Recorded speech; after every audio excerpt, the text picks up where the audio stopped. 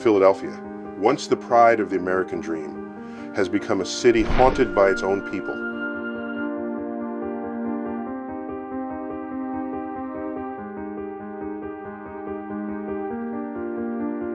Kensington's, to me, is like being stuck in hell. It's an open-air drug market. It can be served any drug that you can think of. You get anything you want up here.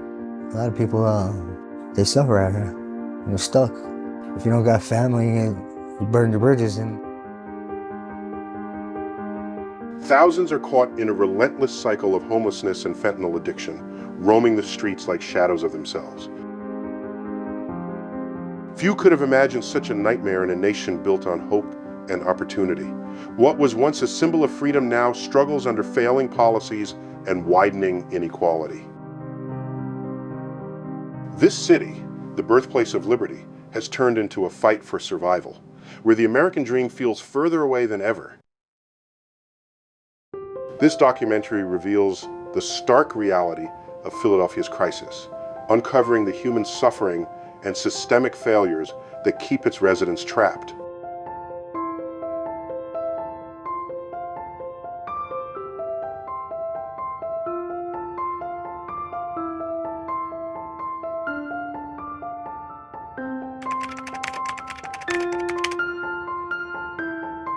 Philadelphia has become a glaring example of America's homelessness crisis. In the 2024 point-in-time count, the city's homeless population hit 5,191, up 10% from the previous year. Unsheltered residents climbed 38%, with 976 people braving the streets, sleeping under bridges, in parks, and wherever they could find a spot. Skyrocketing rents and low-wage jobs leave thousands with nowhere else to turn. It was on 6-month leases. They jacked it up so high I couldn't pay it anymore. I said goodbye. Kensington, once an industrial hub, now looks like a nightmare. Tents crammed under rumbling L tracks, faces weathered from nights exposed to rain, cold, and wind. Politicians are pushing a punitive response that will only make homelessness worse. We need to get these people off the streets so they can start healing after years of trauma of living outside.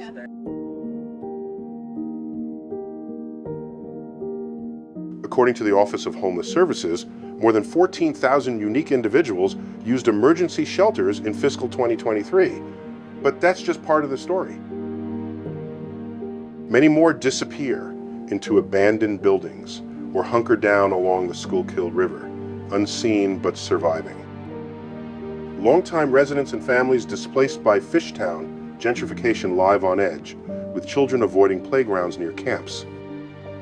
Businesses falter, tourists skip the city's charm, and even icons like the Liberty Bell now sit in a shadowed cityscape.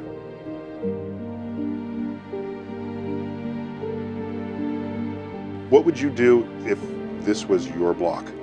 A raw documentary on Kensington captures it honestly, real people, real stories, struggling day after day. It's not sensationalized. It calls out the systemic failures, federal voucher cuts, zoning limits on affordable housing, and policies that keep people trapped. Outreach workers put it bluntly, we're not just counting numbers, we're tracking broken lives. Volunteers step up, offering support and hope.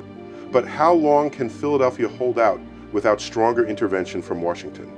Is this the future we accept, or one we fight to change? Well, I've been stuck on this fentanyl for a few years now. What could you say it's been like, being a fentanyl addict?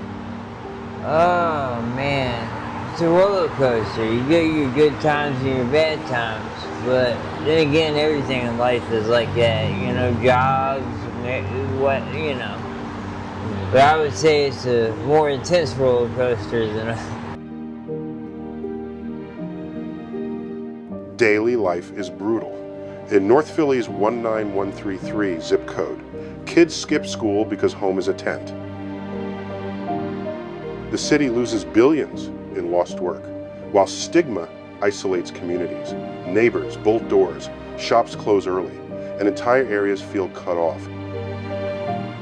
This isn't just Philly, it's a snapshot of homelessness across America.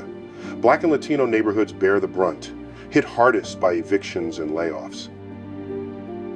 Nearly half of recent homeless deaths were among non-Hispanic Black residents, with one-bedroom apartments averaging $1,750, while SSI tops out at $967. The cycle keeps spinning. And lurking beneath it all is the fentanyl crisis, a darker shadow making survival even harder. Every block tells a story of struggle and resilience. People line up for soup at shelters, share blankets on park benches, or trade stories under the highway overpasses. Despite the chaos, hope persists.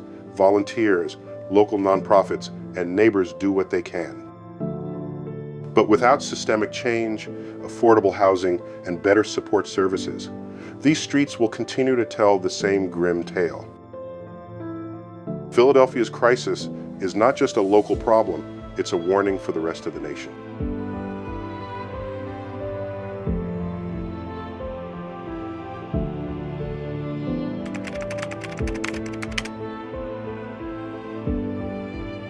In Philadelphia, the opioid crisis has spiraled into something far deadlier, the fentanyl vortex. Fentanyl, a synthetic opioid 50 to 100 times stronger than morphine, has taken over the streets, turning what was once a heroin problem into a full-blown catastrophe. In 2023, fentanyl was involved in 80% of the city's drug-related deaths. Even more shocking, it's often mixed with other drugs like cocaine or stimulants. Across the nation, fentanyl claimed nearly 75,000 lives in 2023. But here in Philadelphia, the numbers feel painfully personal. Over 1,400 overdoses were recorded in 2022 alone, with Black residents seeing a sharp rise in fatalities. The grip of fentanyl is brutal. It often begins innocently enough. Someone prescribed painkillers after an injury or surgery seeks relief, only to find the high fades fast. Soon, they turn to street fentanyl for a stronger rush. Tolerance builds quickly, and dealers cut the drug with xylazine, a veterinary tranquilizer. This tranq dope doesn't just kill, it zombifies. People become hollow shells, wandering the streets with worsening necrotic wounds because help is out of reach. This isn't a horror movie, it's Kensington every day.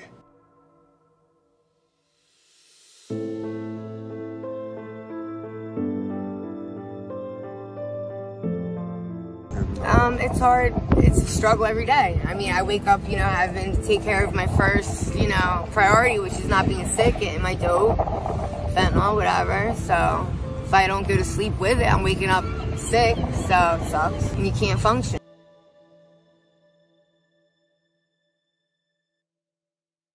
Fentanyl is everywhere. It hides in counterfeit pills that look like Xanax or OxyContin, trapping casual users who don't even know the danger. Families pay a heavy price. Addiction destroys jobs, triggers evictions, and fuels homelessness. In Philadelphia, nearly a quarter of the homeless population struggles with substance use, mostly opioids. The ripple effects are staggering. Children enter foster care, hospitals and clinics strain to cope, and the mental health system can't keep up. Entire neighborhoods feel the impact as crime, violence, and despair grow in the shadows. Community bonds fray, and hope becomes a scarce commodity, leaving countless residents trapped in fear and uncertainty. Why is fentanyl so entrenched here? Part of the answer is history. The opioid epidemic began in the 92nd, when pharmaceutical companies flooded the market with OxyContin. That wave of addiction set the stage for today's nightmare. Even as overdose deaths dip slightly in 2025, survivors are left with chronic health issues, poverty, and a mental health system stretched beyond its limits. With the global supply chain still feeding this crisis, we have to ask, why are we letting this happen in a country with so many resources? Why is this preventable plague allowed to destroy lives in our own cities? And most importantly, how many more lives must be lost before urgent action finally arrives and before hope can return to the streets of Philadelphia?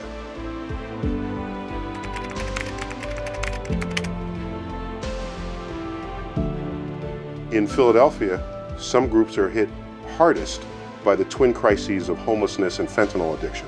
At the forefront are those struggling with addiction, especially young adults in their 22nd and 32nd.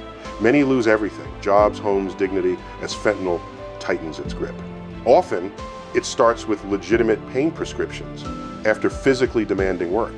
But when those prescriptions run out, some turn to street drugs. Areas like Kensington have become particularly dangerous, with fentanyl use rampant and overdose rates climbing. Women are especially at risk, making up roughly 40% of the city's homeless population. Many face sexual exploitation in exchange for drugs, increasing their exposure to untreated STDs and deep psychological trauma. Older adults on fixed incomes, like Social Security, also face severe challenges.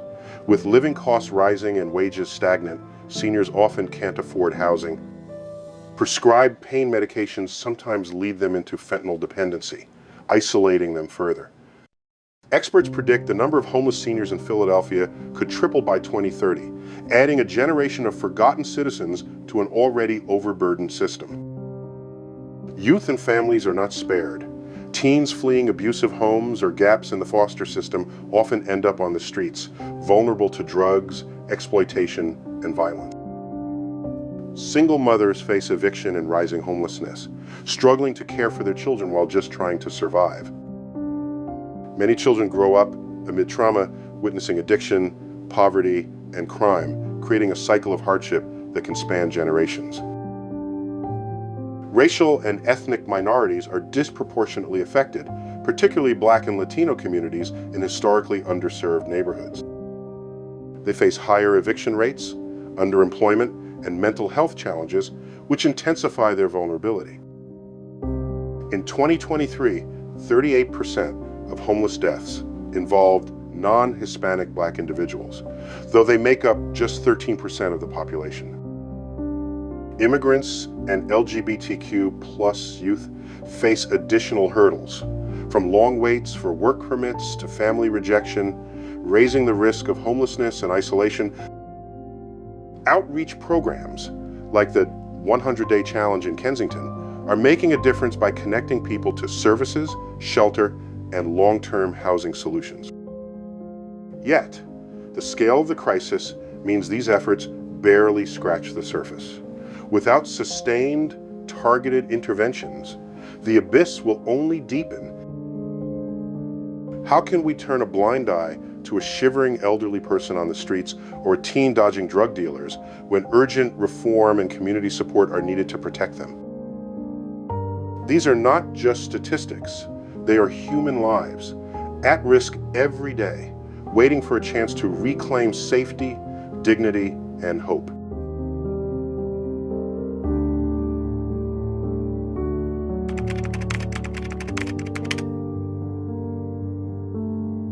Philadelphia's homelessness and fentanyl crisis isn't a sudden disaster. It's the result of decades of systemic neglect, policy failures, and historical inequality. At the center of this struggle is the city's housing market, shaped by years of underinvestment in affordable housing. Rent continues to skyrocket, with median prices for a one-bedroom apartment hitting $1,800 in 2025, leaving many working-class families teetering on the edge of eviction. This isn't unique to Philadelphia. Across the nation, no full-time minimum wage worker can afford a modest two-bedroom rental, according to the National Low-Income Housing Coalition. In neighborhoods like Kensington, the lingering impact of mid-20th century redlining has trapped generations in poverty, leaving communities vulnerable and dislocated. The opioid crisis has magnified these problems.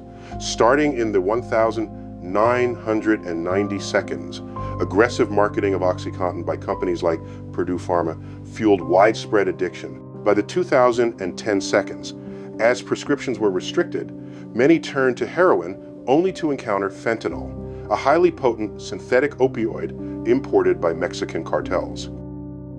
Philadelphia became a key distribution hub, and today its streets are overrun with residents caught in fentanyl's grip. Despite federal efforts to curb the flow, the drug continues to flood the city, claiming lives daily and straining emergency services to the breaking point. Mental health struggles are another critical factor. Trauma, PTSD, depression, and anxiety go largely untreated due to long wait lists, underfunded clinics, and lack of affordable care. Veterans, single parents, and survivors of abuse often self-medicate, turning to drugs when the system fails them. Compounding this, social safety nets are stretched thin.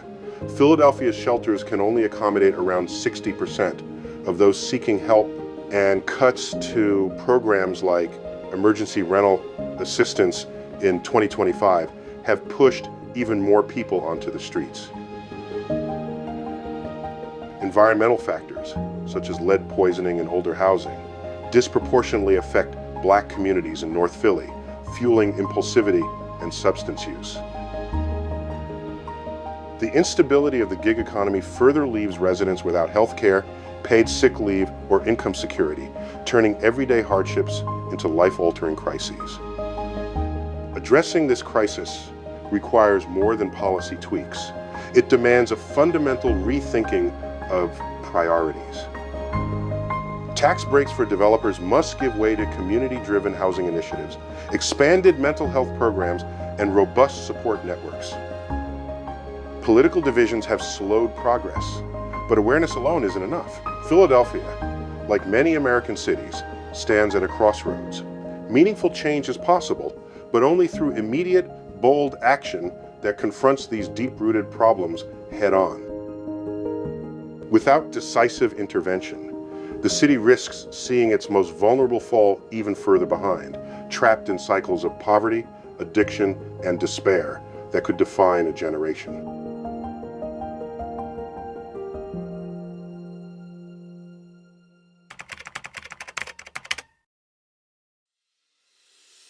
Philadelphia's government responses, both local and federal, have sparked cautious optimism, though their effectiveness remains hotly debated. Locally, Mayor Sherrell Parker's administration launched the Clean Sweep initiative in early 2025, sending teams into Kensington to dismantle open-air drug markets and clear encampments under the L tracks. Police sweeps and sanitation crews relocated over 500 individuals to temporary shelters, offering immediate relief from the hazards of street life. Rapid rehousing programs, funded by federal HUD dollars, secured apartments for 1,200 families last year, providing not just shelter, but hope. Harm reduction has become a cornerstone of these efforts. Mobile units distribute naloxone, reversing more than 2,000 overdoses in 2024, while fentanyl test strips and syringe exchanges reduce HIV risks and promote safer practices. These initiatives prioritize public health over punishment, reflecting evidence-based models that show compassion can save lives. Outreach teams also provide counseling, meals, and connections to addiction treatment, slowly rebuilding trust among residents who have long been wary of authorities. On the national stage, the Biden-Harris administration's fentanyl strategy, first outlined in 2022 and expanded in 2025, focuses on disrupting supply chains, improving intelligence, and widening treatment access. DEA Operation Last Mile intercepted 27,000 pounds of fentanyl precursors from Mexico in 2024, a 30% increase from previous years. Diplomatic talks with China and Mexico have promised tighter controls on chemical exports. How you do this? I've never done this. Domestic legislation, such as the Support Act, channels $1.5 billion annually to opioid grants, funding methadone clinics and peer recovery programs, while the Bipartisan Safer Communities Act expands mental health services for at-risk youth, indirectly protecting teens from early drug exposure. Yet challenges remain. Naloxone struggles against xylazine fentanyl mixes, shelter beds fill rapidly, and stigma keeps many homeless individuals from seeking help. Sweeps can temporarily relocate populations without addressing root causes, creating a frustrating cycle of displacement. Advocates emphasize housing-first models, which HUD pilots show can reduce chronic homelessness by 88%, yet zoning laws and political hesitation block broader adoption. A 2025 Philadelphia pilot combining addiction treatment with job training has housed 300 individuals, but scaling this success demands sustained political will. The question lingers as Congress debates the 2026 budget. Will lawmakers prioritize evidence over ideology? Philadelphia's flickers of hope, shelters, naloxone programs, pilot initiatives, and community outreach demonstrate that solutions exist. But real, lasting change depends on bipartisan commitment, adequate funding, and community-driven action. Without it, the city risks cycling through temporary relief, while its most vulnerable remain trapped in the streets and under fentanyl's relentless grip. Each day that passes without systemic reform is a day the city's residents struggle for survival, a stark reminder that policy, compassion, and public health must intersect for meaningful progress to take hold.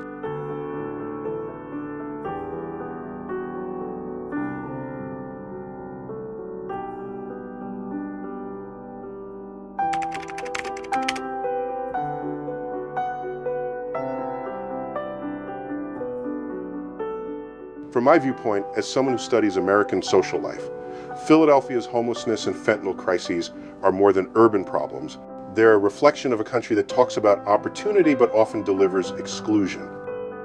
This isn't about individual failure. It's a structural issue where profit often comes before people, from big pharma's greed to policies that address symptoms rather than root causes.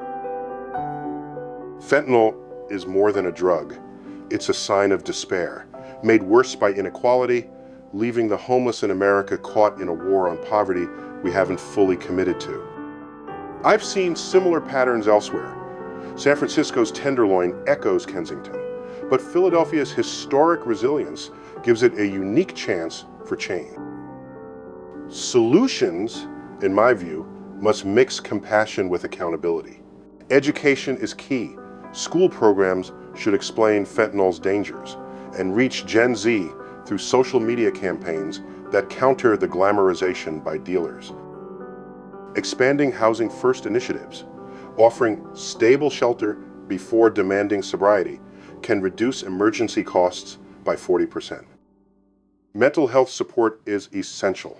Pairing addiction counselors with strategies to tackle wage stagnation could break the cycle. On a global level, stronger diplomacy, sanctions on precursor suppliers and development aid to Mexico might slow the flow without hurting allies. At home, reducing the stigma around addiction through public figures sharing recovery stories can encourage people to seek help and strengthen community support.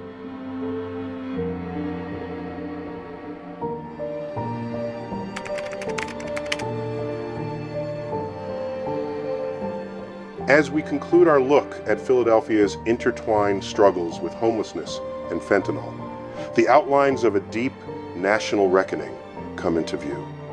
From Kensington's tent cities to Washington's policy holes, we see a crisis driven by economic divides, unregulated drug markets, and frayed support systems, one that claims lives and strains communities every day. Government efforts, sweeps, naloxone distribution, international agreements offer small footholds, yet they fall short without broad reforms tackling housing shortages and mental health gaps. Those most vulnerable, from addicted youth to displaced elders, deserve more than mere survival. They deserve a chance at restoration. Addressing this requires collective determination. Policymakers must advance fair and effective policies. Communities need to favor empathy over exclusion, and citizens should insist on accountability. Philadelphia, birthplace of American independence, has the potential to lead by example, turning despair into dignity. The journey is far from over, but with unified action, the city of brotherly love can live up to its name, lighting a hopeful path for the homeless in America.